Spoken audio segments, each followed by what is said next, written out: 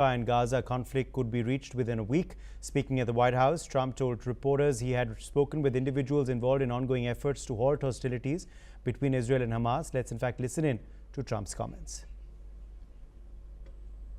Often asked, and I think it's close. I just spoke with some of the people involved. It's a terrible situation that's going Gaza. He's asking about, and we think within the next week we're going to get a ceasefire. And we're supplying, as you know, a lot of money and a lot of food to that area because we have to. I mean, you have to.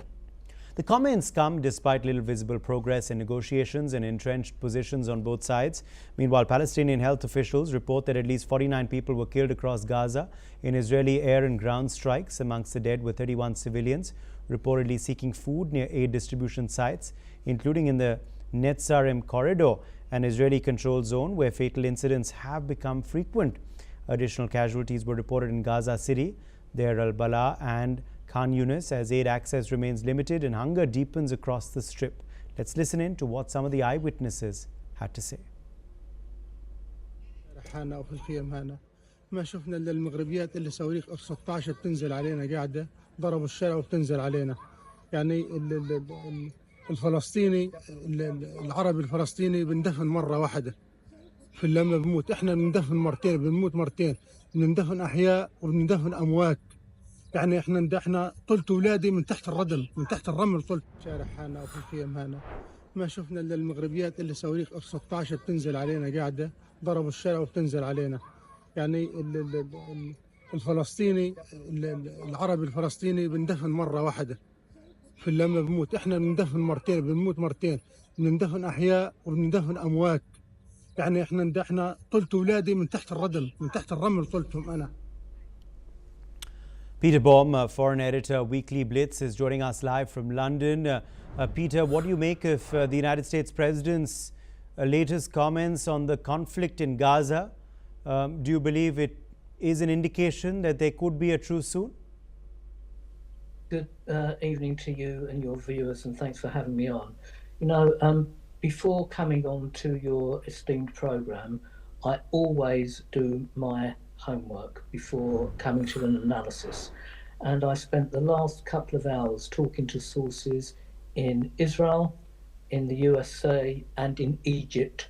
And I would suggest that all well-informed sources.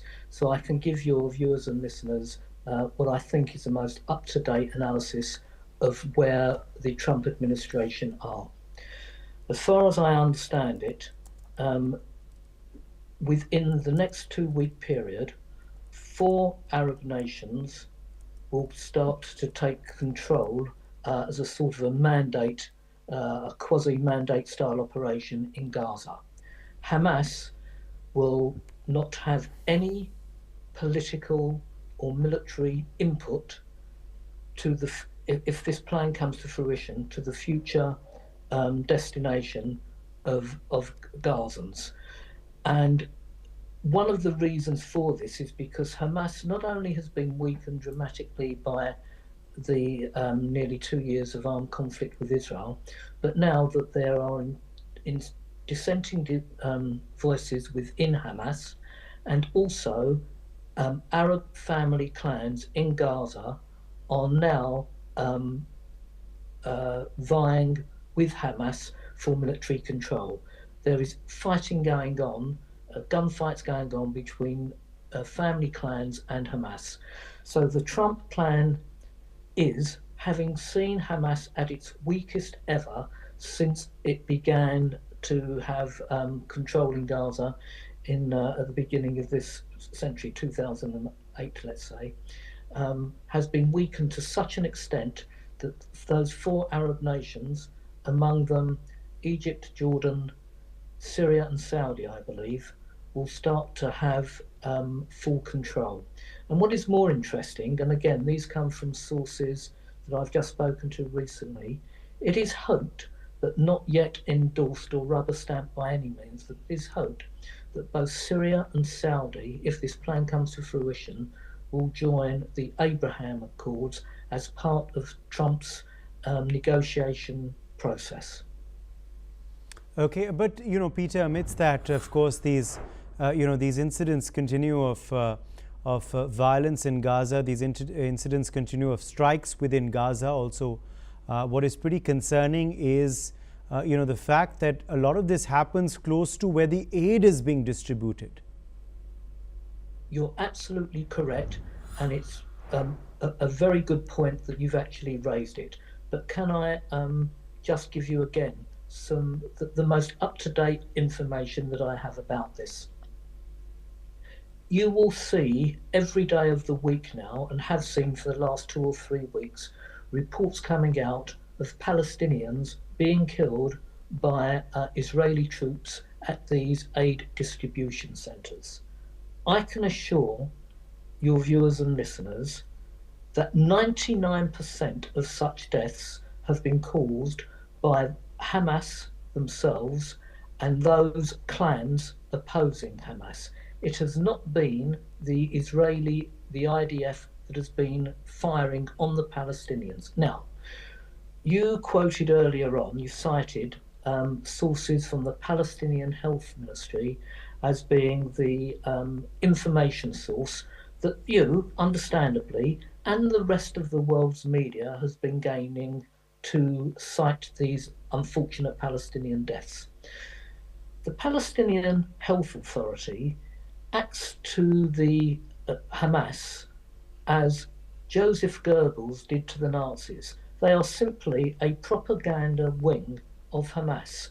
So one cannot believe anything they say, whether it's a number of deaths in hospitals, a number of functioning hospitals not working, the starvation, the genocide, etc., etc. The Hamas Health Ministry are just a propaganda arm. What is more interesting is the statements coming out from the Israeli newspaper Haaretz.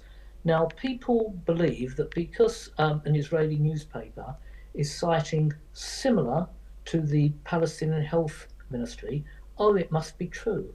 But let me just give you an understanding of what Haaretz, this Israeli daily newspaper, is all about. It is a rabidly anti-Netanyahu publication with a circulation of less than 1% of the Israeli population, growing to just under 1% at weekends when its circulation is higher.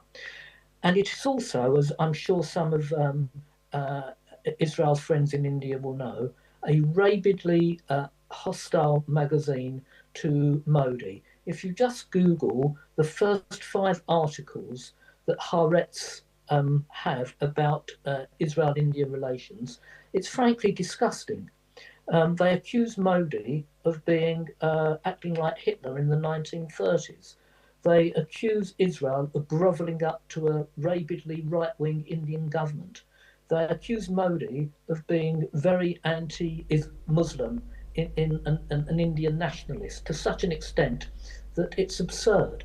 So the two sources of information, going back to your question, your very good question about deaths in Gaza, yes, and quoting the Hamas Ministry yes. of Health, and I'm quoting that and Haaretz as well, pure propaganda. Okay. The deaths are originating from Hamas and the Arab clans within Gaza themselves. Okay, let me ask you then about the negotiations on the release of the hostages. What's the next stage on those negotiations now really going to be in the next days ahead? Because obviously Israel right now was concentrating on the conflict in Iran. Now with the tensions shifting back to Gaza, although this conflict of course had not ended at all at that point, do you believe we could see some progress in the negotiations between them and Hamas in the next few days? Or does that look like a distant possibility? Okay, again, I've been fortunate enough to appear on your channel many times, as I have many other media channels globally. And for months now, we've been talking about progress talks regarding the hostages. I think Israeli society have come to the conclusion that if there are any hostages alive, and they believe that there are 20 alive, that those hostages could have and should have been released months ago if Hamas were serious about releasing them. But they're not. Hamas still believe that by that their best bargaining chip is hanging on to the hostages and gaining global media sympathy whilst Israel carries on a military campaign against them. So unfortunately, I've came to this conclusion some months ago that there will be very little progress with regards to releasing the hostages.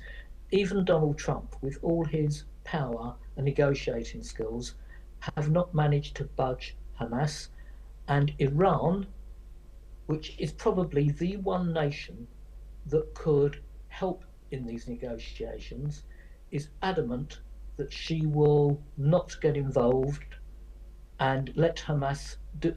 Iran has no control over Hamas anymore. Such is the Iranians' position being so weakened. So Hamas is holding all the aces in this, although she herself is dramatically weakened. But I really do fear how many hostages actually remain alive. All right, Peter Baum, thank you very much for joining us with your perspective.